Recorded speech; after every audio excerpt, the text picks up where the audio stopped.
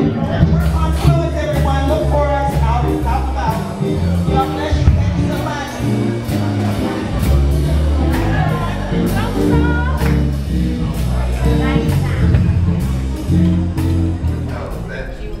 Being the only trombone player, you know, I'm sitting there by myself.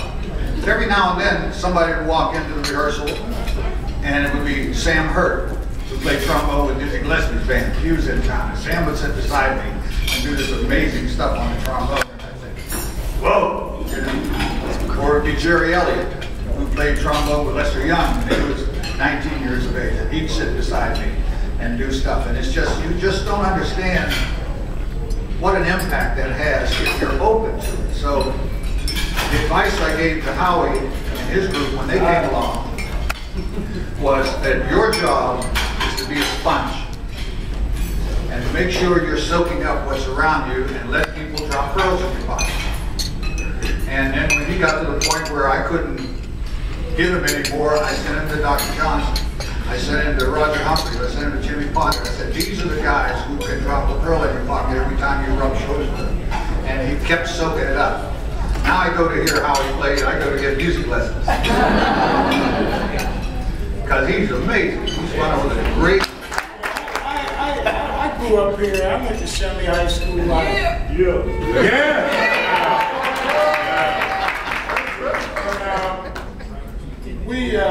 I graduated in 1970. I left Pittsburgh, went down south, right, you know, during the heart of the civil rights era. I went to Morehouse College in Atlanta, Georgia.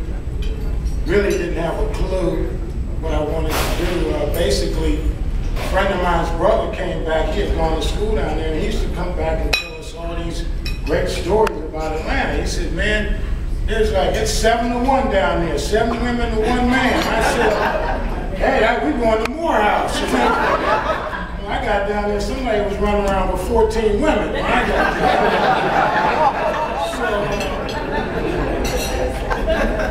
Anyway, I really didn't have a clue what I was going to do. And my freshman year, a couple friends of mine were going to audition for a play. And once again, I just tagged along with them, you know, to go look at the girls or whatever. And they didn't have enough people for this play. And the director asked me if I wanted to be in the play. So I said, okay. So that's how I got started in theater. You know, I totally stumbled into it. And I was hooked immediately. I was surrounded by some really good people. Among them, you may not know them all by name, but LaTanya Richardson, Ken Lee, who's now Famo, Malami, great actress, Sam Jackson. People's Choice Awards, those are awards that people vote upon. Please stay tuned to us on our website. Every June, you have an opportunity to flood that website with your vote for your best actor, actress, play. It changes every year, depends upon what's going on. But it's your choice. You can tell your church to call 50,000. It's the people's choice, and that's what we do. We beckon to your call. So we're going to start off first. There were 4 of them this year. The first one, let's go with People's Choice for Best Actor.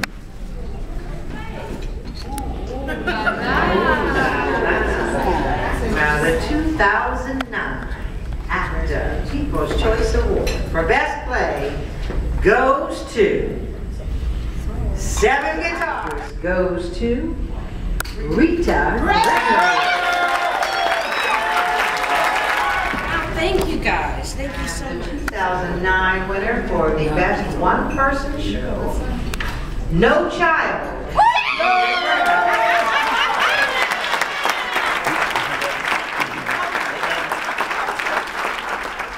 Okay, so who shall I be? Wow, all 12 of them are 16 years to do fences. Been in this business for over 23 years. Mr. Mark Southers gave me the chance to do fences. And so, Mark, I really thank you for that opportunity.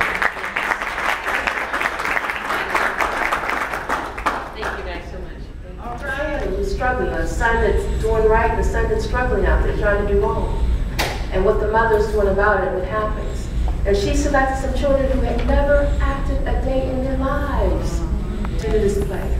And they did a remarkable job. And they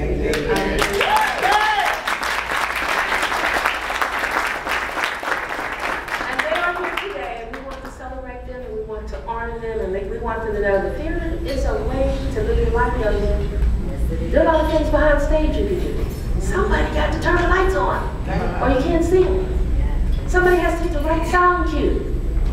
Or there's a funeral and you got bebop going on.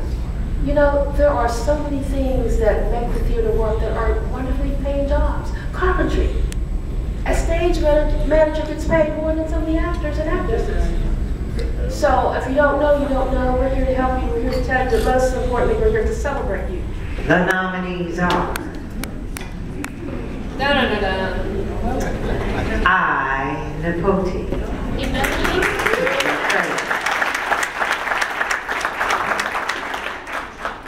Living Fat.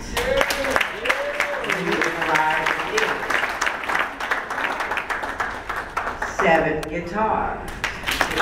Playwright Theater. Pain in My Heart. Country Repertory Theater.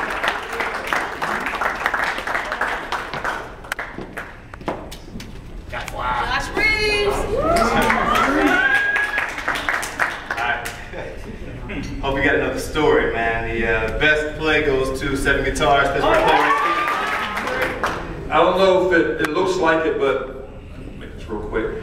But we plan a whole year in advance when we do August's plays, from casting, the preparation, and I've been dumping a lot of time into the theater, and I'm shifting gears now to put that time into the house.